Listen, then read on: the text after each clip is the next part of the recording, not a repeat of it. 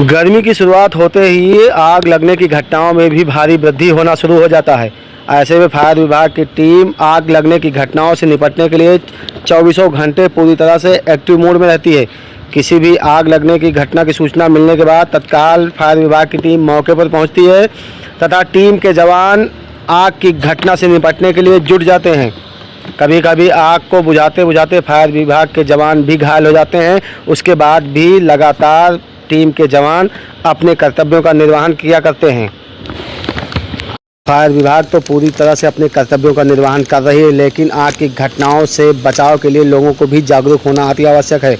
बाराबंकी के फायर विभाग राम सनेही घाट की टीम इस समय आग की घटनाओं से निपटने के साथ ही लोगों को आग की घटनाओं से बचाव के लिए जागरूक भी कर रही है। तो फायर स्टेशन राम सनेही घाट पर एक कार्यक्रम का आयोजन किया गया, जिसमें विद्यालय के बच्चों सहित सैकड़ों लोगों को आग की घटनाओं से बचाव के उपाय बताए गए। इस दौरान आग लगने पर उस पर किस प्रकार से काबू पाया जाए, किस प्रकार फायर स्टेशन को सूचना दी के बारे में भी विस्तार से जानकारी दी गई। लेकिन मैं उठाऊंगा नहीं, मैं एक दूसरी सरल प्रक्रिया बताता हूँ। इनके पैर में चोट लगे, आराम से। ये देखिए, इनको पैर हमने अपने पैर पे रखा। इसके बाद यहाँ से जब सपोर्ट दे देंगे तो इनकी बॉडी हमारे सपोर्ट पे आ जाएगी। ये और इधर पेमेंट दे दिया इनको। अब इसके बाद में फिर हम चल दिए।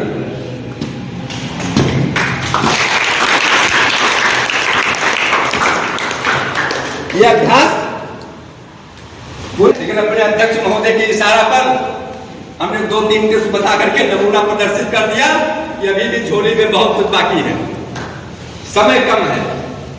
सीधे आप फायर सर्विस के बगल के रास्ते से आप आएंगे। सीधे फायर सर्विस के बगल के रास्ते से आप आएंगे। Mobile number 7800394352।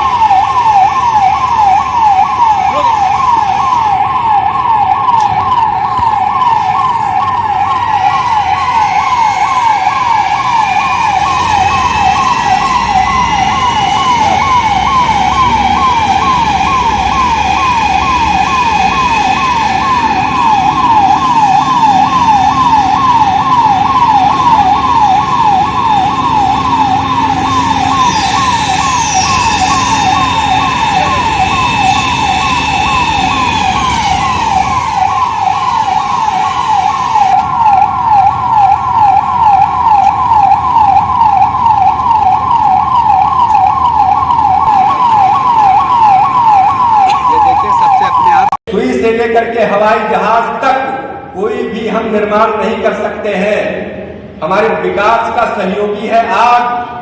लेकिन जब आग भयंकर शत्रु का रूप धारण करती है तो सर्वस्व जलाकर नष्ट कर देती है। यहाँ तक कुछ भी नहीं बचता है। देहात में लोग कहते हैं कि झाड़ू तक भी नहीं बचा। तो आग जो हमारा प्रबल मित्र है, जो प्रबल सहयोगी है, यह प्रबल सहयोगी ही बना रहे, शत्रु ना बनने पाए। तो सबसे पहले आग न लगे। तो आग न लगे इसके लिए हमें विद्यालयों में कहीं कूड़ा करकट इकट्ठा हो तो उसको हम समय से सफाई करवाएं। अपने जनरेटर रूम को हम ठीक ढंग से रखें। बिजली के बोर्ड में विशेष सावधानी रखें। अभी कई विद्यालयों में ऐसी दुर्घटनाएं आती हैं कि बिजली के बोर्ड कमजोर होते हैं और बिजली के तार यंत्र लटकते रहते हैं। हवा चलती है, वो गिर जाते हैं, अचानक बिजली आ जाती है और सब बच्चे प्रातःकाल आते हैं निर्विघ्न ढंग से हंसते हुए खेलते हुए कि मैं विद्यालय में जा रहा हूं और दुर्घटनाग्रस्त हो जाते हैं। तो विद्यालय की आग हो, व्यापारियों की आग हो, प्रतिष्ठानों की आग हो, दुकानों की आग हो, कहीं पर भी हम बिजली के संयंत्रों पर विशेष ध्यान दें। आज भारत हमारा विकास कर रहा है, लेकिन जहां हम विकास कर रहे हैं वही अग्नि दुर्घटना की संभावनाएं बढ़ रही हैं। आज हमारा गांव विशेष प्रकार की क्षति के कगार पर है, क्योंकि प्रत्येक घर में बिजली, प्रत्येक घर में गैस सिलेंडर, तो गैस सिलेंडर की आग और भी बड़ी भयावह होती है। और आज प्रत्येक विद्यालयों में भी गैस सिलेंडर है, प्रत्येक विद्यालयों में किचन की व्यवस्था है, लैब की व्यवस्था है। तो वहां पर अगर हम गैस सिलेंडर से काम कर रहे हैं तो गैस सिलेंडर की नाप पे विशेष ध्यान दें। अगर कमरे में हिलते समय कहीं तनिक भी दुर्गंध आ रही है तो तत्काल हम बिजली भी न जलाएं, लाइटर न जलाएं।